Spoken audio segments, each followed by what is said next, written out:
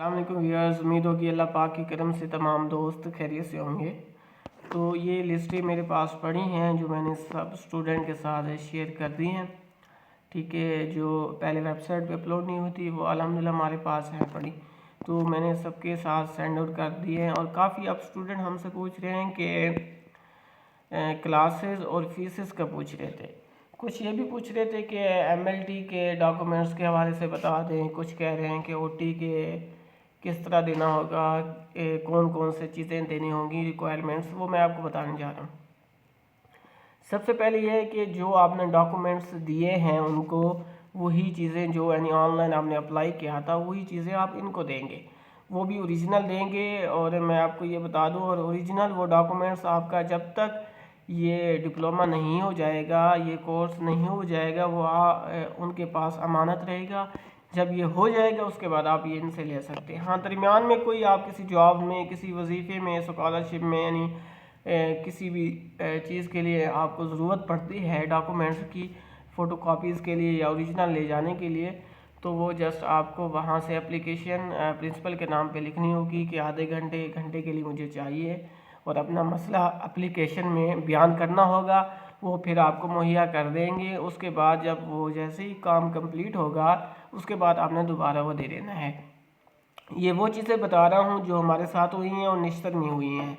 और फीसेस का पूछ रहे थे, फीसेस इनकी 5500 से 5700 इतनी ही होती है। ठीक है, और हॉस्टल जो होती है ना, तकरीबन टोटल यानी आप कर लें तो 20,000 के करीब बन जाती हैं।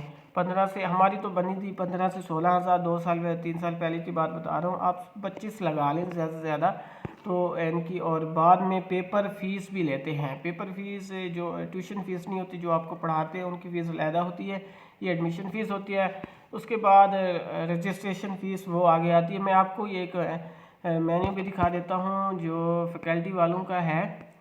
ये देख लें, इनमें एग्ज़ामिनेशन फ़ीस लिखी हुई है 2835, और registration fees candidates diploma holder for any other faculty उनका 2835 लिखा हुआ है। एक्वलेंसी के लिए 5723, सर्टिफिकेट फ़ीस के लिए 420 लिखा हुआ है। इनरोलमेंट डुप्लीकेट इसी तरह fees for change in name, verification fees of documents, ये आप देख लें इनकी, वरना आप स्क्रीनशॉट ले लें। ठीक है, ये मैं आपको दिखा रहा हूँ। तो ये चीज़ें लिखी हुई हैं, इनकी फ़ीसेज़ ही फ़ीसेज़ हैं, इनसे ज़्यादा नहीं होती। ठीक है, जो मैंने जो आप पूछ रहे थे बार बार हमसे, वो हमने आप तक शेयर कर दी हैं। अब डॉक्यूमेंट्स कौन कौन सी चीज़ें ज़रूरत होगी, वो ये है कि आपको डॉक्यूमेंट्स में एक तो ओरिजिनल डोमिसाइल चाहिए होगा। उसके बाद ओरिजिनल बेफाम या आपको आईडी कार्ड नंबर चाहिए होगा। और कुछ स्टूडेंट परेशान हो रहे हैं कि हमारे 3-4 भाई हैं या बहनें हैं, तो हमारे पास क्योंकि एक ही बेफाम होता है सबका, उसमें सबका नेम मेंशन होता है, और हमारी एज 18 साल से नीचे है, यानी आईडी कार्ड नहीं बना हुआ। अगर हम वहाँ जमा कराने कल को वाले साहब को या किसी भी भाई को ज़रूरत पड़ती है जॉब्स में या उनके एडमिशन में, तो यहाँ हम कैसे लेंगे? तो मैंने वो आपको तरीक़ेकार बताया एप्लीकेशन के लिए। उसमें सारी सूरत हाल लिखेंगे, फिर आपको मिल जाएगा।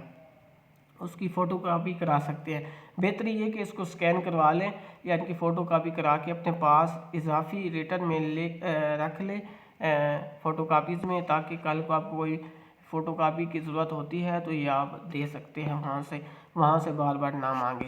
हाँ, कुछ लोग ये पूछ रहे थे कि मैंने डिस्पेंसर में मेरा नाम आया है। एक स्टूडेंट मुझसे पूछ रहा था और वो कह रहा था कि मैंने 3-4 मंथ करना है या 5 मंथ, और सरगोदा से बिलोंग करता था कि वहाँ मैंने यूनिवर्सिटी फिर एफएससी की हुई है। उम्मीद है कि मेरे उनके तकरीबन 950 नंबर थे, उम्मीद है मेरी वहाँ एडमिशन हो जाए।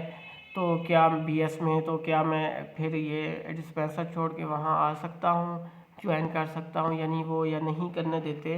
नहीं, अगर आप 3-4 मंथ कर रहे हैं वहाँ पे, अगर बाद में आपका किसी अच्छी फील्ड में हो जाता है एडमिशन, आपके नंबर अच्छे हैं, आप यहाँ आप बोर हो गए हैं, ये फैकल्टी वाले जो है ना कोर्स मुझे अच्छा नहीं लगता, छोड़ रहे हैं, तो उसके बाद ये है कि आपकी जगह पे किसी और कैंडिडेट्स को वेटिंग लिस्ट में फ़ोन के ज़रिए, कॉल के ज़रिए बुलाया जाएगा।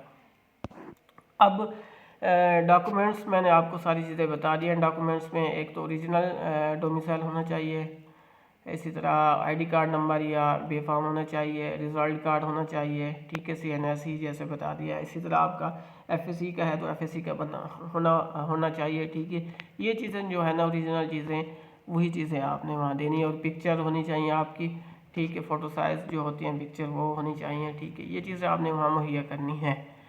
तो अब वेटिंग लिस्ट के हवाले से काफ़ी लोग पूछ रहे थे कि हमारा वेटिंग लिस्ट में नाम आ गया है तो क्या हमें भी बुलाएंगे। नहीं नहीं, आपको अभी नहीं बुलाएंगे जब तक आपका वेटिंग, जब तक ये 20 तारीख, फ़र्ज़ करें मिसाल दे देता हूँ आपको, एग्जाम्पल 20 सीटें हैं और 20 तलबा को सिलेक्ट आउट कर दिया गया और नीचे ऑफिशियल वेबसाइट पे देखें नीचे जो वेटिंग लिस्ट लगी हुई है। अब वो स्टूडेंट बार बार पूछ रहे हैं कि हमारा वेटिंग लिस्ट में नाम आ गया, क्या हमें भी बुलाएंगे।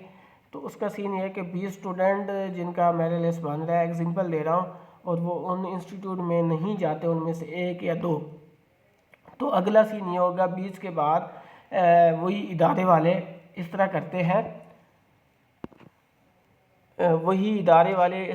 हैं, कि जो लड़के फ़र्ज़ करें वहाँ 20 तलब आते, 18 आए, 2 नहीं आए, उनका अच्छी फील्ड में हो गया, वो एक को छोड़ गए, तो उन 2 की जगह पे उनको वेटिंग लिस्ट में बाद में बुलाया जाएगा, या वो फैकल्टी वाले वहाँ से इंफॉर्मेशन लेके वो खुद ही वेटिंग लिस्ट अनाउंसमेंट दोबारा कर सकते हैं। लेकिन उन्होंने अनाउंसमेंट कर दी है। अब जो है ना इंस्टीट्यूट वालों का काम है वेटिंग का मज़ीद बुलाने का, कि अगर स्टूडेंट नहीं आते।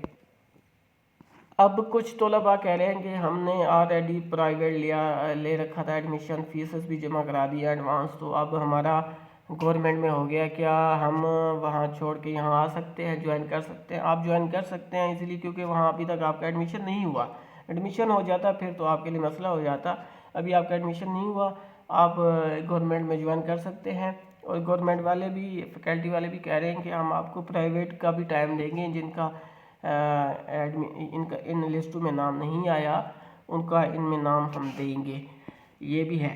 तो यही चीज़ें जो थी हमने आप तक शेयर कर दी हैं। कोई आपका एनीवन और भी क्वेश्चन हो तो आप तक भी शेयर कर देंगे। कुछ कह रहे थे कि हमारा MLT में बनता था फिर OT में आ गया है, हालांकि मैं आपको तरतीब बता दूं कि आपने 4 कैटेगरी में अप्लाई किया है, डिस्पेंसर, दूसरे नंबर पे OT, तीसरे नंबर पे MLT, चौथे नंबर पे रेडियोग्राफी।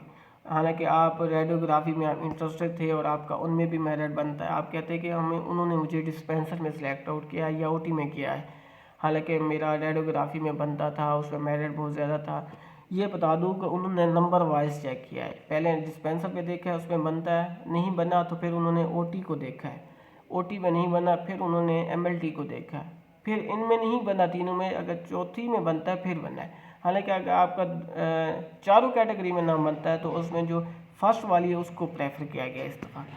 हाँ, और बाकी अल्लाह पाक का शुक्र अदा करें कि अगर आप उसमें इंटरेस्टेड भी नहीं थे उस कोर्स में, लेकिन आपका नाम आ गया तो बड़ी आपके लिए वेल एंड गुड बात है। मेरे लिए तो ऐसे है कि आपके लिए खुशकिस्मती की बात है अगर आपका नाम आ गया। इतना अर्सा हो गया, काफ़ी स्टूडेंट के मैसेज आ रहे थे कि हमारा एक साल ज़ाय होने जा रहा था, 6 मंथ हो गए थे, 5 मंथ हो गए इस लिस्ट को। पहले भी हम वेट कर रहे थे एडमिशन का, फिर हमने अप्लाई किया, हमारा इतना टाइम ज़ाय हो गया, अब हमारा नाम नहीं है, हम कहाँ जाएं। आप खुशकिस्मत है अगर आपका एक कैटेगरी में नाम आ गया, अगर फिर भी आप कहते हैं हमारा उसमें नाम आना चाहिए तो आप अपने लिए ऐसे समझें बहुत बुरा कर रहे हैं। मैं तो यही कहता हूँ कि आ गया, बड़ी खुशकिस्मती की बात है। तो इन फैसिलिटीज़ गवर्नमेंट और प्राइवेट में करने का ये फ़ायदा है कि जो प्राइवेट होते हैं वहाँ मुख्तलिफ सीटें होती हैं, लेकिन उनका ये नहीं होता कि अगर इदारे का नाम अच्छा है तो वो पास आउट करा जाते हैं। लेकिन गवर्नमेंट ये होते हैं वो ओल्ड इदारे होते हैं, लेकिन वो पास आउट करा जाते हैं, उनमें फेल्स बहुत कम होते हैं स्टूडेंट, ठीक है। ये बड़ा फ़ायदा होता है वहाँ पे, और वहाँ फैसिलिटी ज़्यादा होती है, MBBS BDS के साथ स्ट्रेंथ होती है उनके साथ मिलने जुलने, ताल्लुक़ भी बन जाता है इंसान का, वहाँ से काफ़ी चीज़ें सीखने का भी मौका मिल जाता है। तो उन इंस्टीट्यूट का नाम भी बड़ा होता है, जैसे किंग एडवर्ड आपने सुना होगा, निश्तर का नाम सुना होगा, चिल्ड्रन हॉस्पिटल का नाम सुना होगा। ये जो यूनिवर्सिटीज़ है ना, इनका नाम भी काफ़ी है, अगर आप ये डिप्लोमा कर लें तो आपका नाम भी काफ़ी होगा ये कैटेगरी का। तो बहुत अच्छा है अगर आप यहाँ करें तो मैं तो ही रिकमेंड करूँगा कि आप वहाँ ज्वाइन कर लें। अब ये है कि फीसेस 20 मार्च से पहले आपने जमा करानी है। अगर नहीं कराई उसके बाद फिर आप 20 के बाद गए तो जमा कराने, फिर आपका दाखिला मनसूख हो जाएगा, फिर वेटिंग लिस्ट लगेगी और कैंडिडेट को मौका दिया जाएगा। तो आप वहाँ जाके जमा करा लें। ये मैंने आपकी फ़ीस सारी चीज़ें बता दी हैं। आपका कोई क्वेश्चन हो तो कमेंट सेक्शन में पूछ सकते हैं। हमारे फेसबुक पेज को भी ज्वाइन कर लें और वीडियो को भी लाइक लाजमी कीजिएगा। चैनल पे फर्स्ट टाइम है, चैनल को भी लाजमी सब्सक्राइब कर लीजिएगा। इंशाल्लाह नेक्स्ट वीडियो में मिलते हैं। तब तक अल्लाह हाफिज़। अस्सलामु अलैकुम व रहमतुल्लाहि व बरकातुहू।